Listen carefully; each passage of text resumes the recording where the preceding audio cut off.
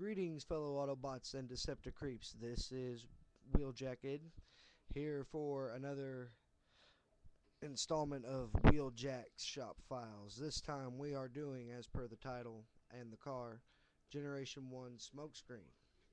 Now, Smokescreen's car mode is that of a 1979 Nissan Fairlady Z that was actually really existed in the electromotive team livery, and the team founder Don Devendor's car was the basis for him. The only difference being that the number is 83 instead of 38.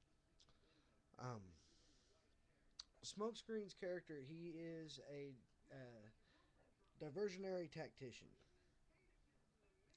and he's the Autobot that thinks the most like a Decepticon.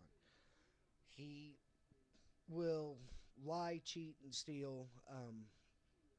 A lot of his fellow Autobots are a little suspicious of him when he's around because everything he seems to do or say has an ulterior motive, and he's often used by the leaders of the different factions of the Autobots as a way of spying on his recruits.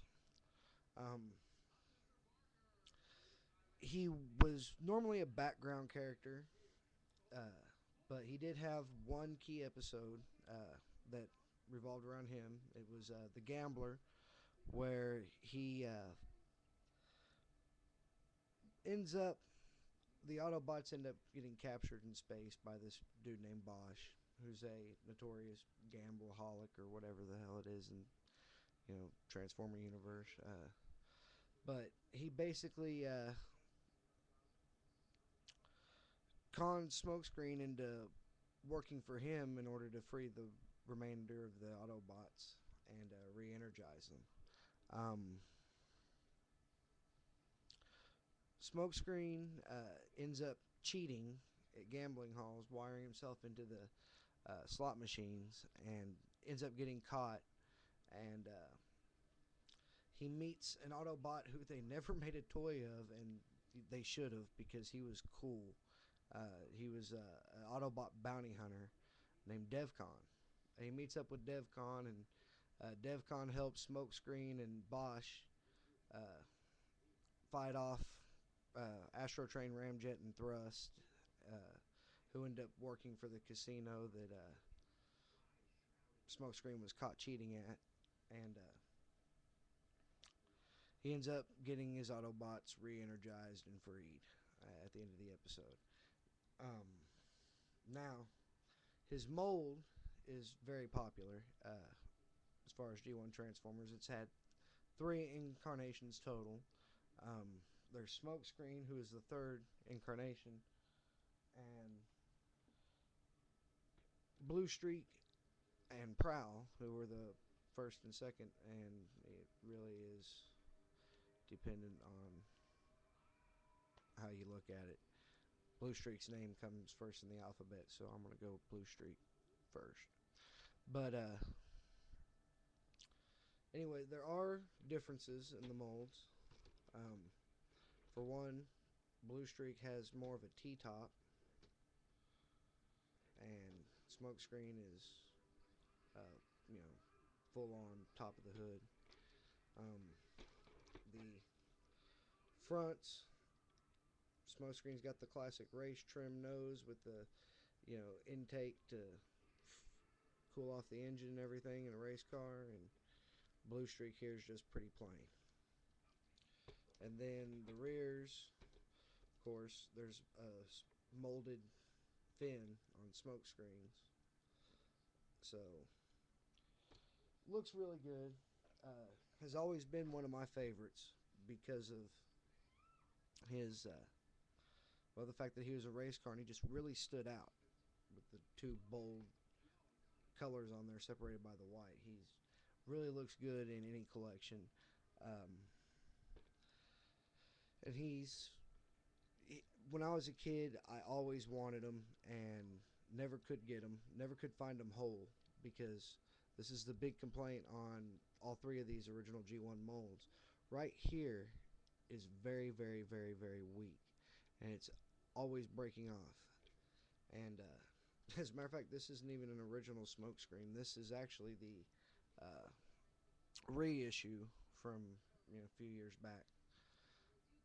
Now let's get on with the transformation.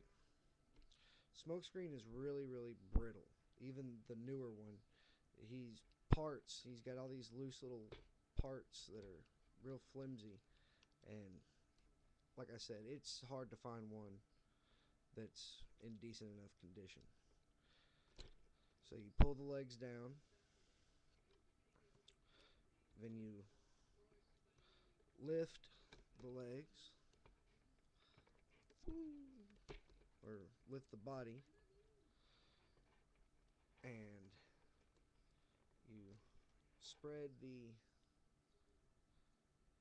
No, you don't do that yet.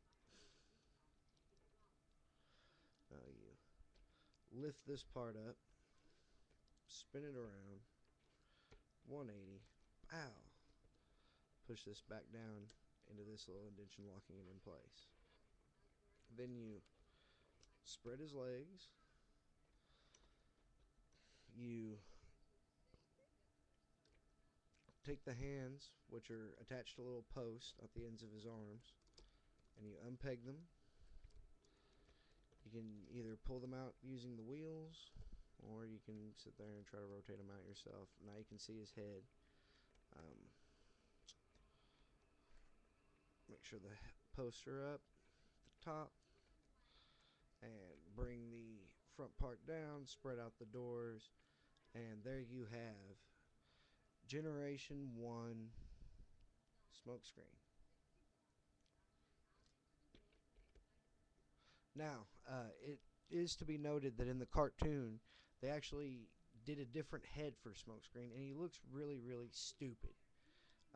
It's instead of it looking like having the helmet effect like Prowl and Blue Streak, he has like this round dome. It's like they illustrated the rim around the top of him into his design, and it really takes away from a cool looking character, a cool looking design. Though I understand why they did it in order to differentiate him some from uh, the other two that have the same exact design. And also, uh, his spoiler, it seems, was always on his back instead of on the front of his feet. And he had like this flat piece of metal that stuck out the back. It looked really stupid.